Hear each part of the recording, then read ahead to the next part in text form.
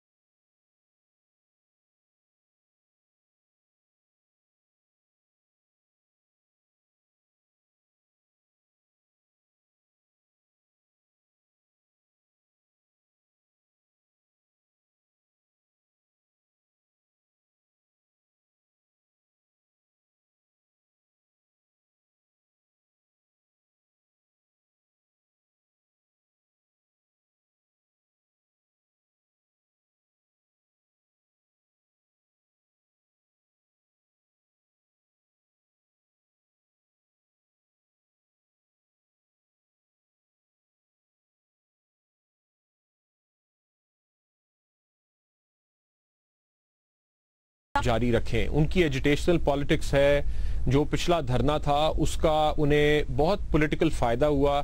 अभी भी धरना करेंगे। मैं थोड़ा सा डिसएग्री करूंगा वेरी रिस्पेक्टफुली इम्तियाज आलम साहब से कि बेशक इलेक्शन कमीशन के खिलाफ धरना करें, धरना इस्लामाबाद में हो रहा होगा, धरना कॉन्स्टिट्यूशनल एवेन्यू के ऊपर हो रहा होगा और बहरहाल वो लगेगा ऐसे ही कि पीटीआई की जानिब से धरने के लफ्ज में तब्दीली दिखाई देती है। अब एहतजाज का लफ्ज इस्तेमाल किया जा रहा है, जो आज भी बात किया है, धरना के लफ्ज इस्तेमाल नहीं किया गया पीटीआई की जानिब से।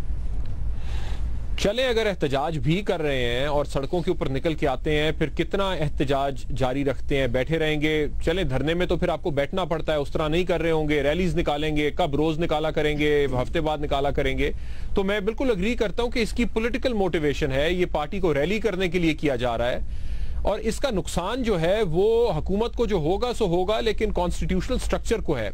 जिन वजूहात पे धरने की ऑपोजिशन थी 2014 के अंदर कि एक गवर्नमेंट है, एक सिस्टम है, एक कॉन्स्टिट्यूशनल मैकेनिज्म है, उसमें आप हट के आप सड़कों के ऊपर निकल के अपने सॉल्यूशंस ढूंढना चाह रहे हैं, ये डिस्क्रेडिट करता है स्टेट इंस्टीट्यूशंस को। अभी भी देख लीजिए, एक तरफ आपने जुडिशल कमीशन के मेंबर्स को फारिग करने के लिए सुप्रीम जुडिशल काउंसिल मूव कर रखी है और वहां से अभी कोई फैसला नहीं आ रहा, लेकिन आप कह रहे हैं हम सड़कों पे भी निकलेंगे। तो अगर कल को कोई भी पॉलिटिकल पार्टी ये फैसला कर ले कि हमने एक ऑटोनमस इंस्टीट्यूशन है इलेक्शन कमीशन, हमें उसके फैसले पसंद नहीं है, कल को कोई अदालतों के फैसलों को ये कह सकता है कि हमें अदालती फैसले पसंद नहीं है, और जज जो है वो हमारी मर्जी के फैसले नहीं दे रहे और नेशनल इंटरेस्ट के खिलाफ काम कर रहे हैं और हम धरना देंगे अदालतों के बाहर या रैलियां निकालेंगे, एजिटेशन करेंगे, तो ये हमारे इंस्टीट्यूशंस को चीज स्ट्रेंथन नहीं करेगी, ये वीकन करेगी। अनफॉर्चुनेटली इसका पॉलिटिकल एडवांटेज है पीटीआई को, इसलिए उनके लिहाज से उन्हें फायदा नजर आता है इसमें। ये चीज गलत है लेकिन पीटीआई को फायदा। शहजाद चौधरी साहब, आप बाबर सत्तार साहब की बात पर क्या कमेंट करेंगे? क्या वो नुकसान पहुंचा रहे हैं और ये जिस तरह की पॉलिटिक्स कर रहे हैं, एजुटेशनल पॉलिटिक्स, ये उनकी सियासत को नुकसान देगी? देखिए, उनकी तो बुनियाद ही एजुटेशनल पॉलिटिक्स पे है और उनका धरने का जो तजर्बा था उसने ये उनको बावर कराया कि शायद उनकी पजीराई बहुत ज्यादा हुई है और उस पजीराई के बैक के ऊपर वो चाहेंगे कि वो जो आने वाले इलेक्शंस हैं उनमें फायदा हासिल कर सकें, चाहे वो ज़िमनी इलेक्शंस हैं या उसके बाद आने वाले इलेक्शंस हैं। तो ये तो उनकी कोशिश है। देखिए, 4 अक्टूबर की तारीख से घबराना इसलिए नहीं चाहिए, मेरा ख्याल है 4 अक्टूबर ही उन्होंने तारीख अनाउंस की है, इसलिए नहीं घबराना चाहिए कि उस दिन इतवार का दिन है। तो इतवार वाले दिन अगर कॉन्स्टिट्यूशन एवेन्यू पे एक दिन के लिए वो बैठ भी जाएं तो तकरीरें करेंगे, एक अच्छा माहौल वो अपने लिए पैदा करेंगे, लेकिन उसका शायद कोई बहुत बड़ा नुकसान शायद नहीं हो पाएगा। हैविंग सेड दैट, मैं ये भी अर्ज कर दूं आपसे कि मेरा ख्याल है कि अगर हुकूमत किसी ना किसी तरीके से, और पीपल्स पार्टी ने भी शायद डिमांड किया हुआ है कि आप इलेक्शन कमीशन के अरकान जो हैं उनको रिजाइन करना चाहिए, अगर हुकूमत इन दोनों के साथ मिलके और पीपल्स पार्टी के प्रेशर के नीचे खुसूसी तौर पर यह अमल करती है तो तमाम इलेक्शन ही इम्पॉसिबल हो जाएंगे, जिमनी भी नहीं हो पाएंगे, बल्दियाती जो सिंध और पंजाब में होने वाले हैं उनके ऊपर भी शकूक, मतलब पॉसिबिलिटी नहीं रहेगी। इलेक्शन कमीशन यहाँ कैसे तश्कील पाएगा, वो कौन करेगा? तो बहरान बन सकता है अगर हुकूमत बनाना चाहे, और वो बनाना चाहे शायद इसलिए कि बल्दियाती इंतखाबात ना होने पाए, क्योंकि ये दोनों सिंध और पंजाब नहीं चाहते इतनी जल्दी से, इतनी तेजी के साथ, इतनी सूरत के साथ कि उसके ऊपर काम किया जाए। तो ये बड़ा एक इंटरेस्टिंग फिनोमिनन डेवलप हो रहा है। क्या इमरान खान इसका इदराक रखते हैं या वो सिर्फ और सिर्फ अपनी एजुटेशनल पॉलिटिक्स को देखते हुए अपनी पजीराई चाहते हैं और अपने वोट बैंक में इजाफा चाहते हैं? ये आने वाले दिन बताएंगे, लेकिन इसकी पिट्स भी बहुत हैं, फॉल्स भी बहुत हैं, और ये देखना चाहिए कि इसके वो एडवांटेज जो गेन कर रहे हैं वो शायद कम होंगे, नुकसानात शायद ज्यादा हों ओवरऑल सियासी निजाम को। साफी साहब, क्या इमरान खान को एजुटेशनल पॉलिटिक्स लगता है कि कोई नतीजा दे रही है या वो इसको इतना पसंद कर रहे हैं कि वाकई एजुटेशनल पॉलिटिक्स की पजीराई हो रही है और वो दोबारा से गुज़िश्ता साल वाला मोमेंटम हासिल कर सकेंगे? देखिए, उसका मज़ा उन्होंने देख लिया है। सियासतदान की सबसे बड़ी ख्वाहिश यही होती है कि वो तकरीर करे, लोग उसके जिंदाबाद के नारे लगाए, टीवी चैनल्स में मुकाबला हो उसकी लाइव कवरेज में। अब वो मज़ा इमरान खान साहब ने एक लंबे अरसे तक देख लिया। वो उधर से शुरू हो जाते थे और इधर से तमाम चैनल उनको लाइव दिखाना शुरू कर देते थे और उनकी मर्जी होती थी जिस दिन जो भी करना चाहते। फिर उनके कुछ लोगों ने भी मज़ा ले लिया है। वो शाम को यहाँ पे महफिल लगती थी, उनके लोग भी देखे जाते थे, जिसका शौक़ होता था कि पूरी कौम उनको देख ले, वो मुंशों को ताव दे के आके उनके साथ कंटेनर पे खड़ा हो जाता था। लेकिन देखे, उस तरह का धरना वो कभी भी नहीं दे सकते। एक तो ये है कि उनके इस तरह की एक्टिविटी के लिए एक डायरेक्टर का, स्क्रिप्ट राइटर का और एक प्रोड्यूसर का होना ज़रूरी होता है। वो अगर ड्रोन के खिलाफ उनका एहतजाज था, वो भी एक स्क्रिप्ट के तहत हो रहा था और पीछे प्रोड्यूसर होते थे, और वो अगर धरना था तो वो भी यही था। अब एक तो ये कि हमें वो स्क्रिप्ट राइटर या वो डायरेक्टर नजर नहीं आता। साहब, आप ये राइटर की बहुत बात कर रहे हैं, मैं एक मिनट रोकूंगी आपको, वापस आपकी तरफ आती हूँ। इम्तियाज साहब इस पर मुस्कुरा रहे हैं कि इम्तियाज साहब आप मुत्तफिक नहीं है साफी साहब जो बात कर रहे हैं कि किस तरह से सब कुछ हो सकता है? आप इस बात से इत्तेफाक नहीं करते? तो बड़ी लोही बातें शुरू कर दी हैं, गैब के इल्म है आपके पास। वो कौन सा स्क्रिप्ट राइटर, कौन सा डायरेक्टर, प्रोड्यूसर, कौन से? साफी साहब, ये अगर इम्तियाज साहब इस उम्र में भी उनसे वाकिफ नहीं है तो फिर मैं इन्ना लिल्लाहि व इन्ना इलैहि राजिऊन नहीं कह सकता हूं, लेकिन उनका नाम लेना बड़ा मुश्किल है। मेरा ना पढ़े, उन्हीं का पढ़े जिन्हें अच्छा कह रहे हैं। जी साफी साहब, दूसरी बात ये है कि वो सारा स्ट्रेंथ उनको प्रोवाइड किया था कादरी साहब के लोगों ने। देखे, उधर से इस्लामाबाद दाखिल हो रहे थे तो पहले कादरी साहब, आप पारा से इधर आ रहे थे तो पहले कादरी साहब, पार्लियामेंट की तरफ जा रहे थे तो पहले कादरी साहब, टीवी के अंदर घुस रहे थे तो पहले कादरी साहब के लोग। वो डंडे खाने वाले वो लोग उनके पास थे। इनके लोगों ने, हमने वो एक रात इधर हम देख रहे थे ना कि कहां कहां कौन भाग रहा था। ये जो शाह महमूद कुरैशी और असद उमर और शीरी मजारी, ये लोग वो नहीं है। इस मर्तबा एक तो वो कादरी साहब का भी उनका साथ नहीं होगा, फिर एक ये कि अखलाकी जवाब भी चाहिए होता है। अच्छा साफी साहब, आप ये पाकिस्तान तहरीक इंसाफ के साथ की बात करें कि कादरी साहब खड़े थे सपोर्ट देके, हुकूमत के साथ भी एक सपोर्ट थी जो पाकिस्तान पीपल्स पार्टी की थी, मुफाहमती सियासत, वहां भी वो सपोर्ट मौजूद नहीं है, तो ये उस सूरत में भी कोई हुकूमत को टफ टाइम नहीं दे सकेंगे। सपोर्ट दोनों जानिब इस बार नहीं है। ये वो हुकूमत है, ये वो हुकूमत है, इनके अंदर के इरादे क्या होते हैं वो आपने मॉडल टाउन में देख लिया। और ये पंजाब पुलिस का आप देख रहे हैं, कल भी 3 को पुलिस मुकाबलों में पड़का दिया है। वो पिछली मर्तबा हुकूमत के हाथ किसी ने रोक दिए थे। अब के बार अगर ये पूरा पंजाब वाला तरीका इस्तेमाल करे तो फिर इनको पता चल जाएगा कि वो क्या होगा। वो कुछ और वजूहात थे। फिर उससे हट के जो है ना जी, मैं जो अखलाकी जवाब की बात कर रहा हूँ कि लोग अब ये पूछेंगे कि भाई आपकी अपनी पार्टी का जो इलेक्शन कमीशन था उन्होंने आपकी दांधली के सबूत दे दिए, तो आपने तो उल्टा उनको घर भेज दिया। अब केपी में जो इलेक्शन हुआ, दांधली के और बदइंतजामी के तमाम रिकॉर्ड टूट गए, लेकिन री इलेक्शन की बजाय परसों उनके वज़ीर आला ने उनको हलफ दिलवा दिए। तो एक सवाल ये भी है कि क्या इस मर्तबा वो उस हाई मॉरल ग्राउंड पे खड़े हैं? फिर लोगों ने ये भी देख लिया कि ये मरने और मारने के सारे ड्रामे थे, कह रहे थे नहीं उठूंगा जब तक ये नहीं होगा। अब लोग ठीक है, वो फॉलोअर किसी हद तक वो मौलाना फजलुल्लाह के भी होते हैं, वो कादरी साहब की भी है, वो जरदारी साहब की, वो लोग उसी तरह सोचेंगे। लेकिन आम अकल वाला बंदा अब ये जान गया है कि उनके दावों में और अमल में कितना फर्क होता है। मजहर अब्बास साहब, मीडिया के किरदार पर भी बात की गई कि गुज़िश्ता धरनों में जिस तरह से कवरेज रही टीवी चैनल्स पर, जो कुछ दिखाया जाता रहा, जिस तरह से दिखाया जाता रहा, जिस तरह से कैमरा लेंस पेश करता रहा, आपके ख्याल में इस बार मीडिया का किरदार क्या होगा, क्या रहेगा, क्या दिखाया जाएगा? देखिए, पहली चीज़ तो ये कि ये धरना नहीं है, ये एक रोज़ का एहतजाज है और इसका बहुत हद तक ताल्लुक 11 अक्टूबर के ज़िमनी इंतखाबात से है। और वो इमरान खान की और मेरा ख्याल है तहरीक इंसाफ की एक अच्छी पॉलिटिकल स्ट्रैटेजी है कि 11 अक्टूबर को इलेक्शन हो रहे हैं, उससे पहले इलेक्शन कमीशन को भी इस हद तक दबाव में ले आओ, सुप्रीम जुडिशल काउंसिल को भी दबाव में रखो, और साथ में जो आरओज उधर इलेक्शन इस वक्त कराएंगे उनको भी एक दबाव में ले आए। तो मेरा ख्याल है इमरान खान की स्ट्रैटेजी ये है कि 4 अक्टूबर का जो उन्होंने एहतजाज की कॉल दी है उसका बहुत हद तक ताल्लुक जो है वो 11 अक्टूबर के ज़िमनी इंतखाबात से है। उनको लगता है कि अगर बहुत बड़ा शो ऑफ स्ट्रेंथ उनका हुआ इस्लामाबाद में तो उसके असरात जो है वो 11 अक्टूबर के ज़िमनी इंतखाबात में नज़र आएंगे। और ये बुरान इसलिए पैदा हो सकता है कि इमरान खान 11 अक्टूबर को रुकेंगे नहीं। अगर फर्ज करें वो इलेक्शन हार गए तो वो उनकी अपने लिए, उनकी अपनी पार्टी के अंदर बहरान आ जाएगा।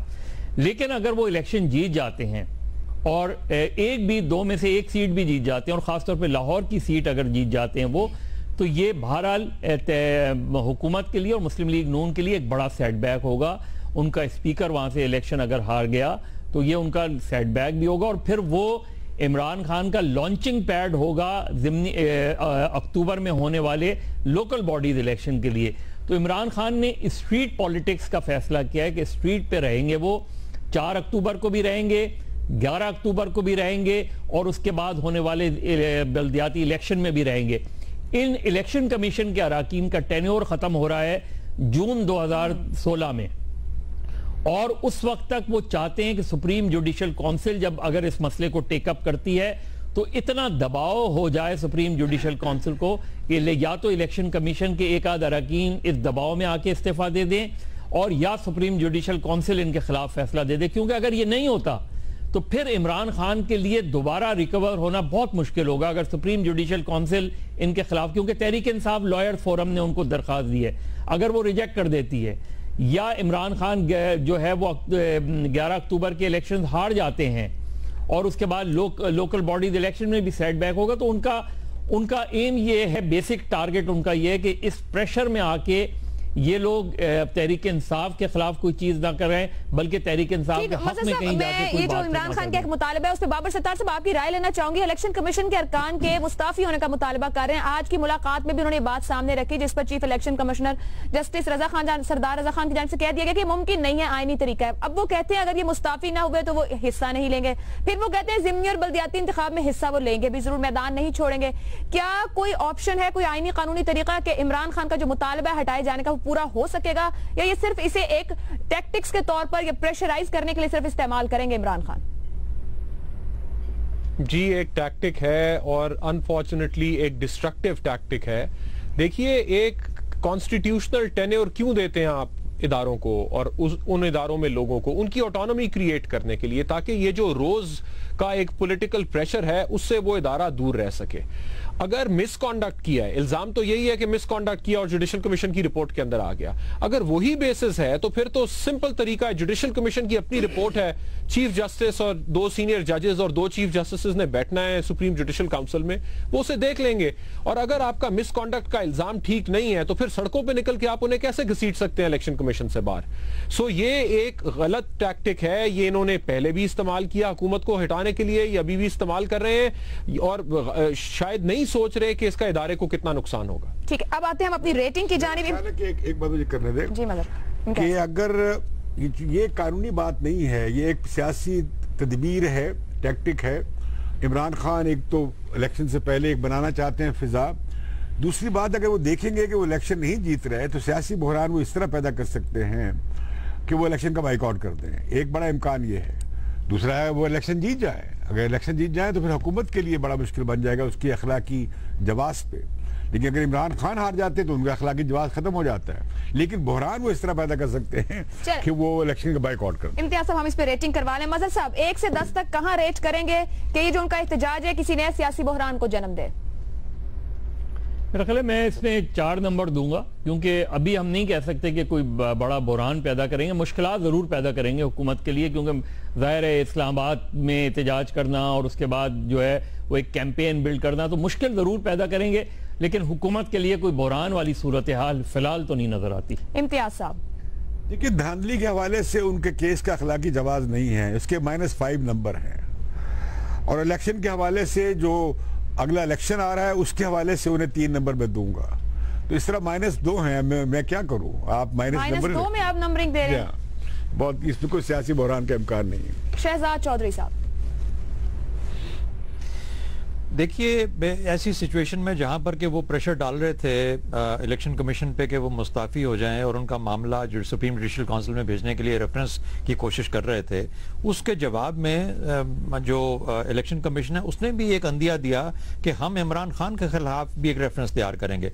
और कुछ अगले ही दिन उन्होंने कहा कि ये इस काबिल ही नहीं है कि इसको इवन इस कंसिडर भी किया जाए, और उसी इलेक्शन कमीशन ने उसको बिल्कुल रद्द करके रख दिया। इसका मतलब है कि कोई खतरा वो इलेक्शन कमीशन महसूस करता ही नहीं है।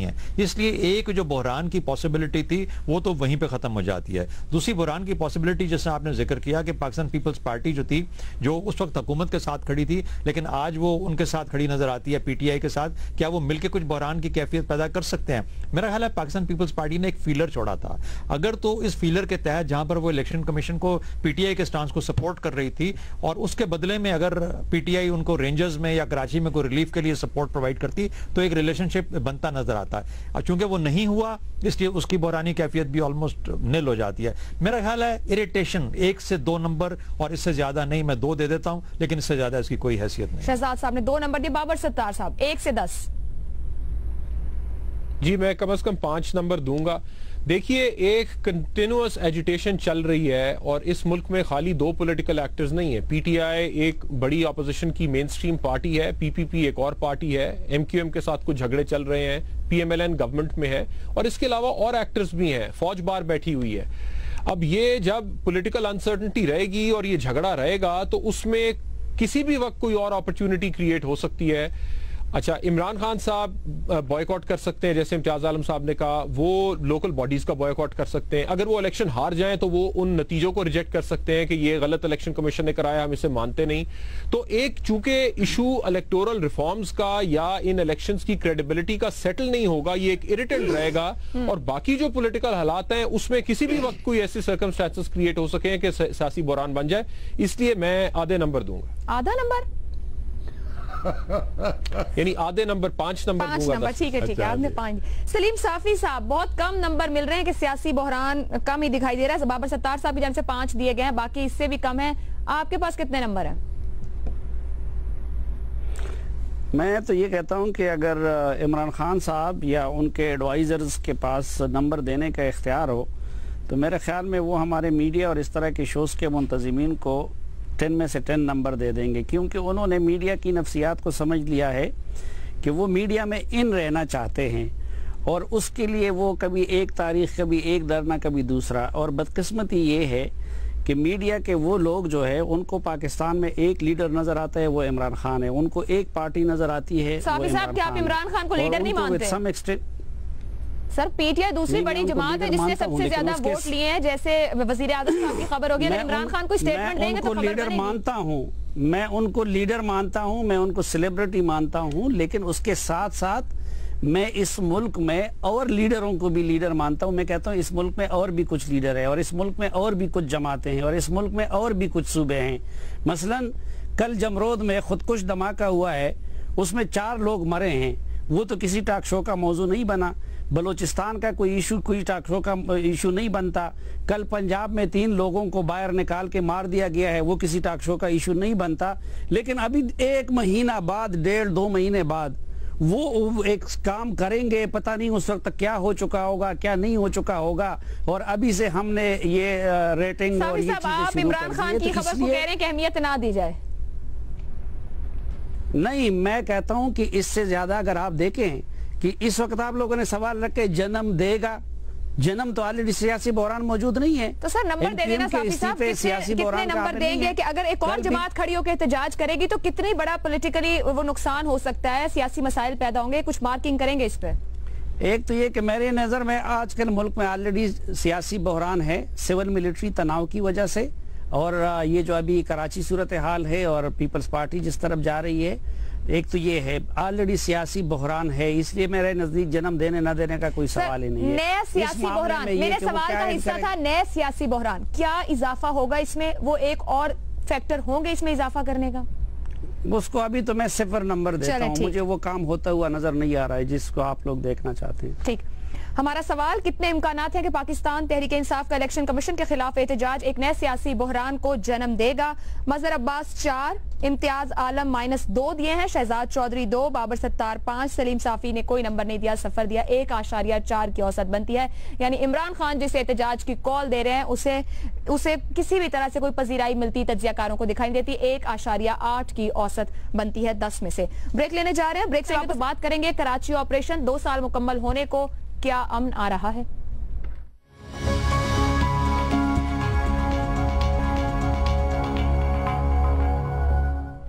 रिपोर्ट कार्ड में एक बार फिर खुशामदीद। सितंबर 2013 कराची में ऑपरेशन का आगाज किया गया, खास तौर पर टारगेट किलिंग, स्ट्रीट क्राइम, भत्ताखोरी, अगवा, बराए तावान, हर तरह के जराइम के खिलाफ कलीदी किरदार पुलिस और रेंजर्स को अदा करना था। सितंबर में 2 साल मुकम्मल हो गए। हुकूमत ये दावे कर रही है कि जराइम पर बड़ी हद तक काबू पा लिया गया। आज वजीर आजम ने आजाद कश्मीर में खिताब करते हुए कहा कि कराची में सूरत हाल बहुत बेहतर है, लोग ऑपरेशन से खुश हैं, टारगेट किलिंग अमलन खत्म हो चुकी है, कराची में मुजरिमों पर हाथ डालने से हम नहीं घबराए। कराची में हालात कितने बेहतर हुए हैं, इसी मामले पर हमारा आज का दूसरा सवाल रिपोर्ट कार्ड से कुछ इस तरह से है। कराची ऑपरेशन के 2 साल सूरत हाल में कितनी बेहतरी है? स्टार्स की सूरत में आप मार्किंग कर सकेंगे 1 से 5 तक। स्टार्स जितनी ज्यादा बेहतरी समझते हैं उतने ज्यादा स्टार्स दे सकते हैं 1 से 5 तक, और 30 सेकंड का टाइमर होगा आपके पास गुफ्तगू करने के लिए। मजहर अब्बास साहब। देखिए, मैं 3 स्टार दूंगा। अभी अगर वजीर आजम ने जिस तरह बयान दिया है कि अमलन टारगेट किलिंग खत्म हो गई है, तो वजीर आजम अगर पुलिस वालों के मरने को टारगेट किलिंग नहीं कहते तो यकीनन शायद खत्म हो गई हो। लेकिन जिस अंदाज में पुलिस वालों को मारा जा रहा है, अब तो ट्रैफिक पुलिस वालों को भी बंदूकें दे दी गई हैं कि आप अपने दिफा के लिए, तो अभी सिचुएशन ऐसी इंप्रूव नहीं है जिसके बारे में जो एक परसेप्शन बन रहा है। इम्प्रूवमेंट आई है, अगर हम 2012 के मुकाबले में देखें तो यकीनन, या 2013 के मुकाबले में देखें तो यकीनन बेहतरी आई है। लेकिन देखिए जिस तरीके से स्ट्रीट क्राइम बढ़ा है, यानी आपने बत्ताखोरी जो है वो उस पर काबू पा लिया, लेकिन उसको कन्वर्ट कर दिया उन लोगों ने स्ट्रीट क्राइम में। अब मोबाइल छीनने की वारदातें बढ़ गई हैं, रैंडम किडनैपिंग फॉर रैंसम्स होती हैं जिसकी रिपोर्ट नहीं होती। हो ये रहा है क्योंकि पुलिस पे कॉन्फिडेंस नहीं रहा, लिहाजा उस चीज को लोग पुलिस को रिपोर्ट नहीं करते। वो पेमेंट करने को बेहतर समझते हैं कि पैसे दे दें, जान छुड़ाएं, मोबाइल हाथ में मोबाइल पकड़ा दें, पर्स पकड़ा दें। ये चीजें हर रोज बड़ी तादाद में कराची के बाजारों में हो रही हैं। आप 3 स्टार्स दे रहे हैं और इस हद तक इसको बेहतर समझते हैं। इम्तियाज आलम साहब। देखिए, कराची में जो रेंजर्स के ऑपरेशन का मकसद था, मेरा ख्याल है मुकम्मल हो गया। दहशतगर्दी, भत्ताखोरी, टारगेट किलिंग, जिसके बारे में खुद सरकारी बयान ये हैं और बड़ी मुबारकबादें दी जा रही हैं और हम भी मुबारकबाद देते हैं। रेंजर्स ने अच्छा काम किया, 2 साल हो गए रेंजर्स को। अब इसका एंटी क्लाइमेक्स शुरू हो गया है। जैसे कि मजहर ने भी कहा है कि इसी पीरियड में 6 महीने में पिछले साल 19,000 स्ट्रीट क्राइम हुए थे, अब 22,000 हुए हैं। स्ट्रीट क्राइम बढ़ गया है। ये काम रेंजर्स का नहीं है कि वो हर गली में खड़ी कर दें आप रेंजर्स को। आपको वहाँ पुलिस को ज़्यादा जिम्मेदारी देनी चाहिए। मेरा ख्याल ये है कि अब ये ना हो कि ये और बाकी दोस्त इत्तफाक करेंगे कि सिविलियन इलाकों में, शहरी इलाकों में आप अफवाज को, या लॉ इन्फोर्समेंट एजेंसीज, रेंजर्स जैसे हैं, उन्हें ज़्यादा अरसा नहीं रख सकते। उनमें सिविल माशरे की खराबियाँ और खामियाँ आनी शुरू हो जाती हैं, वो उन्हीं कामों में पड़ जाते हैं। तो मैं समझता हूँ कि ऑपरेशन का मकसद पूरा हो गया है और इसमें अब इसे किसी नतीजे पे ले जाने की कोशिश करनी चाहिए जो बाकी काम रह गए हैं। तो मैं इन्हें 4 स्टार दूंगा, लेकिन सियासी अदम एतमाद का इजहार 2 बड़ी पार्टियां कर रही हैं, उसके मैं -2 स्टार दूंगा और हदूद से तजावुज़ से -1 करूंगा।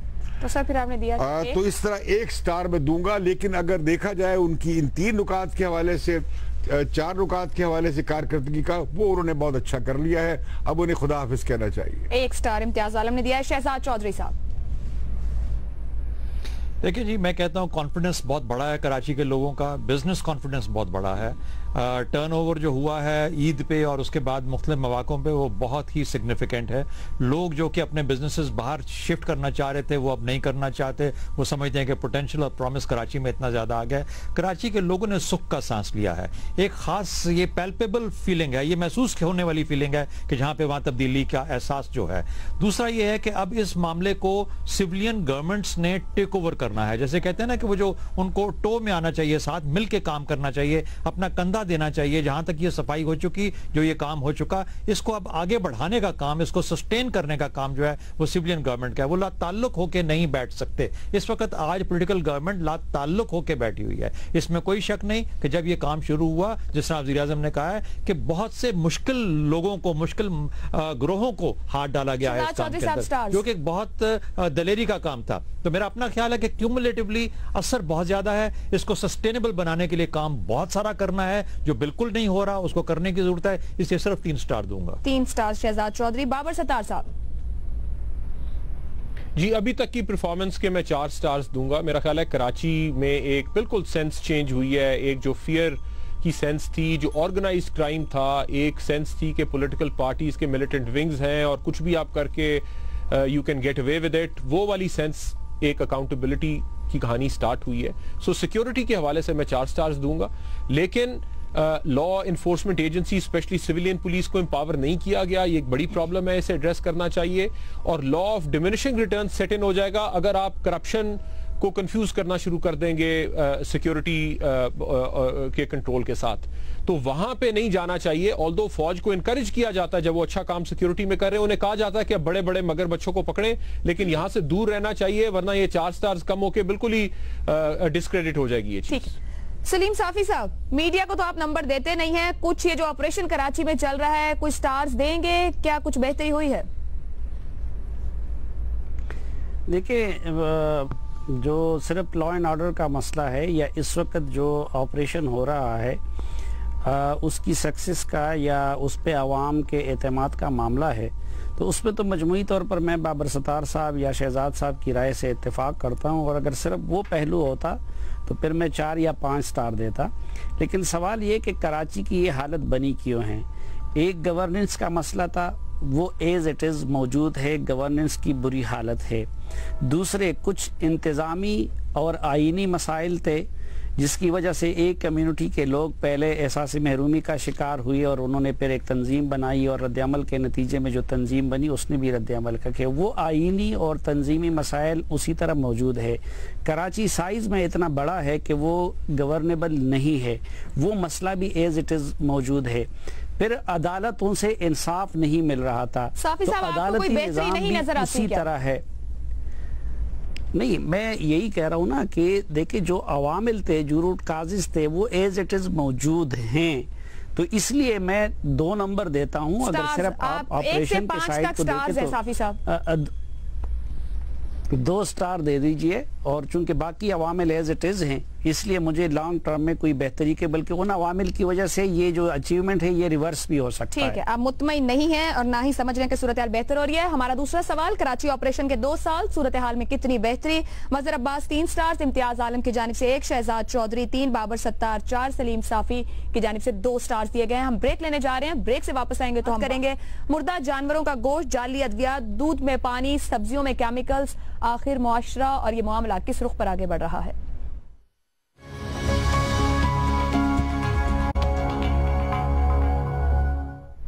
आज लाहौर से तशवीशनाक परेशान कुन खबर सामने आई। पंजाब फूड अथॉरिटी की जानिब से रेलवे स्टेशन पर छापा मारकर खंजीर का गोश्त बरामद कर लिया गया। गोश्त का डीएनए करवाया जा रहा है। बात गधे घोड़े के गोश्त से यहां तक पहुंच गई। मामला यही नहीं, इसके साथ साथ 45% अद्वियात के जाली होने की खबरें भी मीडिया की जीनत बन चुकी। सब्जियां उगाने के लिए मुज़िर सेहत केमिकल्स इस्तेमाल किए जा रहे हैं। साफ पानी मुयस्सर नहीं, ना गोश्त महफूज है, ना सब्जियां। हम बतौर मुआशरा कहां पहुंच गए और इस सब के लिए आखिर जिम्मेदार कौन है? ये हमारा आज का आखिरी सवाल है। सवाल कुछ इस तरह से है, मुर्दा जानवरों के गोश्त की फरोख्त, जाली अद्वियात, दूध में पानी और सब्जियों की केमिकल्स से धुलाई, जिम्मेदार मुआशरा है या फिर हुकूमती लापरवाही? 2 ऑप्शंस हैं, किसी एक को चूज किया जा सकता है, जिम्मेदार मुआशरा या फिर हुकूमती लापरवाही। मजहर अब्बास साहब, सबसे पहले आप। 100% हुकूमती लापरवाही तो बहुत ही माइल्ड वर्ड है। ये मुजरमाना फेल है। ये उन सारे जो, चाहे वो ड्रग इंस्पेक्टर्स हों, फूड इंस्पेक्टर्स हों, लेबर इंस्पेक्टर्स हों, ये सारे लोग इसमें इन चीज़ों में जिम्मेदार होते हैं। ये रिश्वतें लेके चीज़ों को जो है वो करते हैं। इन लोगों को बुनियादी तौर पे सजाएं देने की ज़रूरत है। आप महज जहां छापा मारते हैं, उसको पकड़ लेते हैं, वो जिम्मेदार होता ही है, लेकिन असल जिम्मेदार वो होता है जो उनको इंस्पेक्ट करता है, उनको एनओसीज देता है या उसको उस पर सरफे नज़र करता है। तो 100% हुकूमत की मुजरमाना फेल है ये हुकूमतों का, और इन इदारों का, इन डिपार्टमेंट्स का, इन इंस्पेक्टर्स का, इनको सजाएं होनी चाहिए। इम्तियाज साहब, देखिए, ये पूरा हमारे मुल्क में एक जाली निज़ाम है पूरे का पूरा।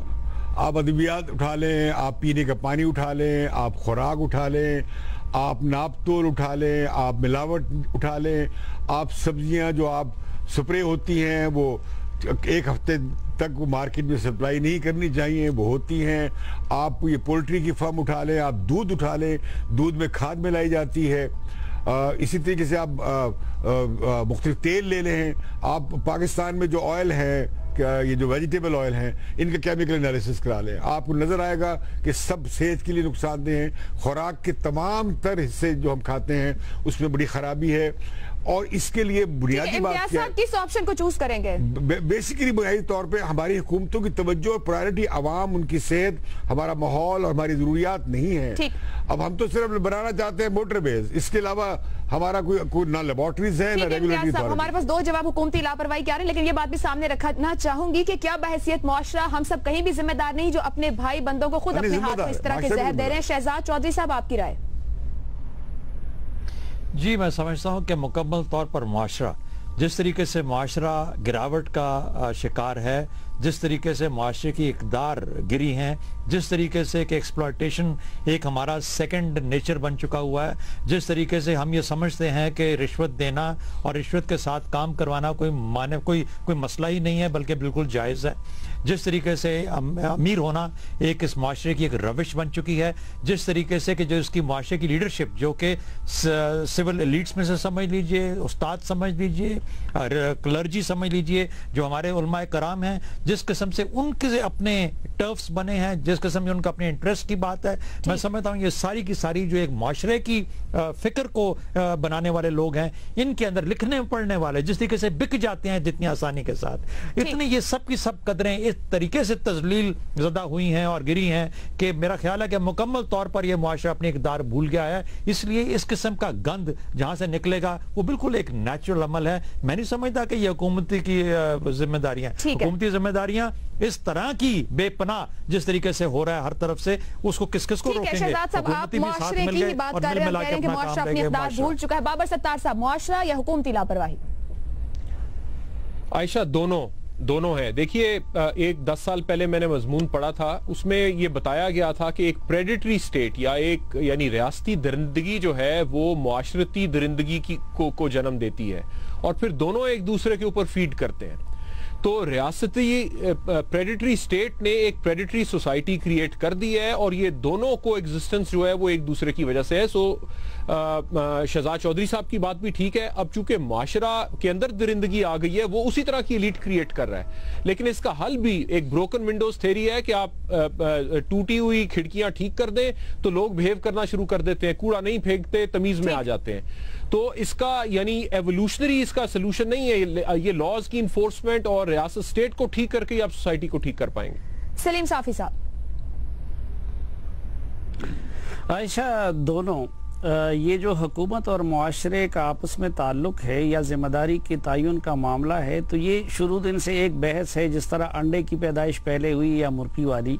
लेकिन देखे, ये हकीकत है कि हुकूमतें बनती हैं मुआशरे से, और फिर ये भी हकीकत है कि हुकूमतें और लीडरशिप अगर चाहें तो वो मुआशरों के रुझानात को बदल सकते हैं। ये लेकिन फिर भी मैं मुआशरे की तरफ ज़्यादा तवज्जो दूंगा। वजह उसकी है, मैं 2001 में जब पहली मरतबा अमेरिका गया तो एक तो मैंने देखा कि पार्क में जिसके पास कुत्ता होता था तो उसने हाथ में एक शापर भी और टिश्यू भी साथ लिया होता था कि कहीं वो कुत्ता अगर गंद फेंक दे तो वो बंदा उसको साफ करके उसमें डाल दे। तो मैंने पता किया कि इसका कोई शायद कानून होगा, तो बाद में मुझे पता चला कि नहीं, कानून नहीं है, लेकिन उस मुआशरे की अपनी सेंस है। अब देखिए ये दूसरी इंतहा कि वो बंदा तो इंसान खंजीर से भी बदतर है कि जो इंसानों को खंजीर का गोश्त पका के खिलाता है। बहुत बहुत शुक्रिया साफी साहब, दोनों की बात कर रहे हैं और साथ ही साथ मुआशरे की भी उन्होंने बात की है। प्रोग्राम का वक्त खत्म हो रहा है, क्लोजिंग की जानिब बढ़ रहे हैं। लाहौर में जो हम देख रहे हैं, पंजाब फूड अथॉरिटी की आयशा मुमताज जिस तरह से सिंगल हैंडेडली इस पूरे मामले को हैंडल कर रही हैं। लाहौर में खासतौर पर हमने देखा खाने की अशिया, होटल्स, रेस्टोरेंट्स पर उनके छापे और फिर वहां की असल तस्वीर सामने लाना। वाकई अगर ब्यूरोक्रेसी चाहे तो सिर्फ अगर एक खातून इतना कुछ कर सकती है तो एक एक शख्स एक एक डिपार्टमेंट से उठकर भी इस पूरे निजाम को बदल सकता है। जाते जाते बाबर सत्तार साहब की वो बात जरूर दोहराना चाहूंगी कि रियासती दरिंदगी मुआशरती दरिंदगी को जन्म देती है, जो फिर सर्वाइवल के लिए एक दूसरे पर इन्हिसार करती है और हमारी इक़दार इस मुआशरे की गिर गई है, जिनको बेहतरी की तरफ लाने की जरूरत है और सिखाने पढ़ाने वाले लोग ही वापस मुआशरे की इक़दार ला सकते हैं। तज्ज़ियाकारों की राय आपने जानी, अपना फीडबैक हमें भेज सकते हैं। मुझे इजाजत दीजिएगा, अल्लाह हाफ़िज़।